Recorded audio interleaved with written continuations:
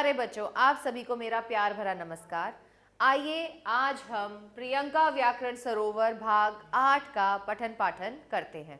आइए बच्चों, हम पाठ नंबर 5 यानी वचन का पठन पाठन करते हैं। संज्ञा, सर्वनाम आदि विकारी शब्द के रूप को परिवर्तित करने वाले वचन नामक कारण तत्व का अध्ययन गणना करने के रूप में किया जाता है। मतलब कि हम ये देखते हैं कि हमारे पास जो चीज़ें हैं वो एक है या अनेक है। अगर हम एक चीज़ की बात करते हैं तो उसे हम बोलते हैं एक वचन, और वहीं अगर हम बहुत सारी चीज़ों की बात करते हैं तो उसे हम बोलते हैं बहुवचन। इस प्रकार शब्द के जिस रूप या चिन्ह से उसके एक या अधिक होने का बोध होता है उसे ही वचन कहा जाता है। निम्नलिखित वाक्यों को ध्यानपूर्वक पढ़िए। मैं अपने पोते के साथ जा रहा था। तो मैं अपने पोते के साथ जा रहा था मतलब एक पोते के साथ जा रहा था, इसीलिए ये क्या है, एक वचन। वानर सेना पत्थर ढो रही थी। शेर वन में दहाड़ रहा था। उपयुक्त वाक्य खंड अ में एक संज्ञात्मक संज्ञा कर्ता का बोध हो रहा है, इसीलिए ये क्या है, ये है आपका एक वचन।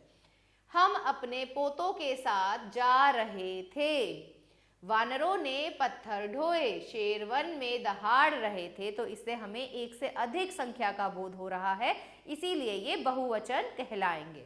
तो वचन की परिभाषा क्या होती है? शब्द के जिस रूप से उसके एक अथवा अनेक होने का बोध होता है उसे ही हम वचन कहते हैं। तो वचन के बच्चों कितने भेद हैं? वचन के दो भेद होते हैं, एक वचन और बहुवचन। एक वचन किसे कहेंगे? जब हमें सिर्फ एक ही संख्या का बोध हो रहा है तो ऐसे शब्दों को हम एक वचन कहते हैं, और जब हमें बहुत सारी संख्या का बोध होता है तो ऐसे शब्दों को हम बहुवचन कहते हैं। वचन की पहचान। वचन की पहचान मुख्य रूप से दो प्रकार से हो सकती है। संज्ञा या सर्वनाम शब्दों से, जैसे कुत्ता भौंक रहा है, तो कुत्ता यहाँ पर एक ही है तो इसलिए ये हो जाएगा एक वचन। वह पढ़ रहा है, तो वह से हमें पता चल रहा है कि क्या है, ये एक वचन है। कुत्ते भौंक रहे हैं, तो बहुत सारे कुत्ते भौंक रहे हैं, इसलिए ये क्या हो जाएगा, बहुवचन। ऐसे ही वे पढ़ रहे थे, तो वे में बहुत सारे बच्चे पढ़ रहे हैं, इसीलिए ये हो जाएगा बहुवचन। क्रिया से हाथी पानी पी रहा है, बालक सो रहा है, हाथी पानी पी रहे हैं, तो यहाँ पर रहे हैं से हमें क्या पता चल रहा है कि ये शब्द कैसे है, ये बहुवचन है। बालक सो रहे हैं, तो सो रहे हैं, बहुत सारे बालक सो रहे हैं या एक से अधिक बालक जो है वो सो रहे हैं, इसलिए ये क्या कहलाएंगे, ये बहुवचन कहलाएंगे। एक वचन के स्थान पर बहुवचन का प्रयोग कभी कभी हम किसी को आदर प्रकट करने के लिए या अपने माता पिता को जब हम संबोधित करते हैं तो हम एक वचन की जगह बहुवचन का प्रयोग करते हैं। आदर दर्शाने के लिए प्राय एक के लिए बहुवचन का प्रयोग किया जाता है, जैसे गांधी जी राष्ट्रपिता थे, दादाजी आ रहे हैं। तो अपने से बड़ों को आदर सत्कार देने के लिए हम एक वचन के स्थान पर बहुवचन का प्रयोग करते हैं। स्वयं को बड़ा दर्शाने के लिए भी कुछ लोग मैं के स्थान पर हम का प्रयोग करते हैं।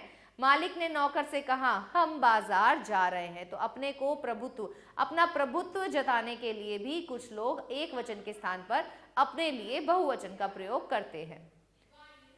तू एक वचन शब्द है जिसका बहुवचन है तुम। आजकल एक वचन के लिए भी तुम का प्रयोग किया जाता है, जैसे मित्र तू कब आया, तो तू कहना अशिष्ट भाषा में आएगा, इसीलिए जब हम इसको हिंदी भाषा में प्रयोग करेंगे तो हम बोलेंगे मित्र तुम कब आए, तो हमने तुम लगाकर शिष्ट भाषा का प्रयोग किया।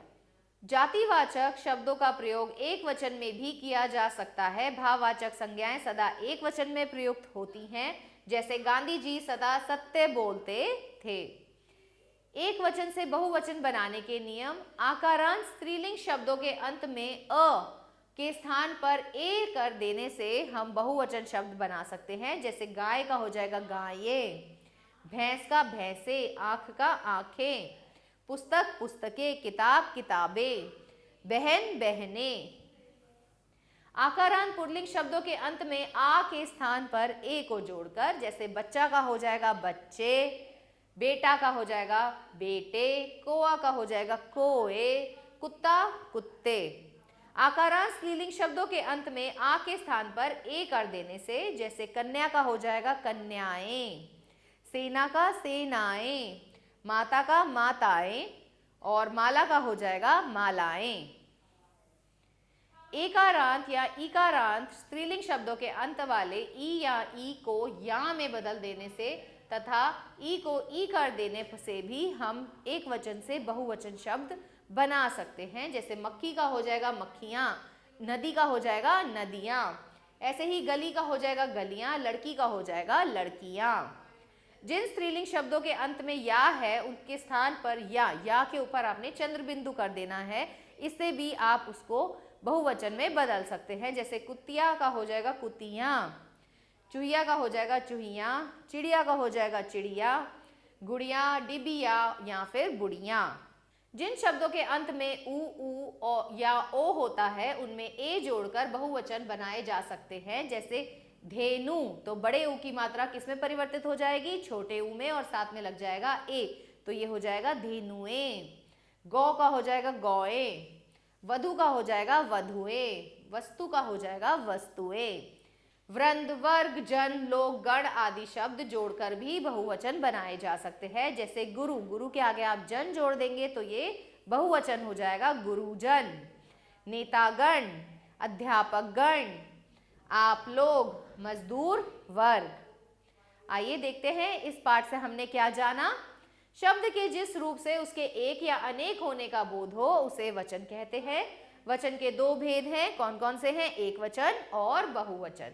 वचन की पहचान संज्ञा व सर्वनाम से की जा सकती है। आदर सम्मान प्रकट करने तथा बड़प्पन जताने के लिए भी एक वचन के स्थान पर बहुवचन का प्रयोग किया जा सकता है। जनता, प्रजा, वर्षा, सत्य आदि संज्ञा शब्द हमेशा एक वचन में ही प्रयोग होते हैं। आंसू, प्राण, दर्शन, बाल, दाम, होश आदि शब्द हमेशा बहुवचन के रूप में ही प्रयोग में लाए जाते हैं। आइए बच्चों इस पाठ के प्रश्नों को देखते हैं। बहुविकल्पीय प्रश्न।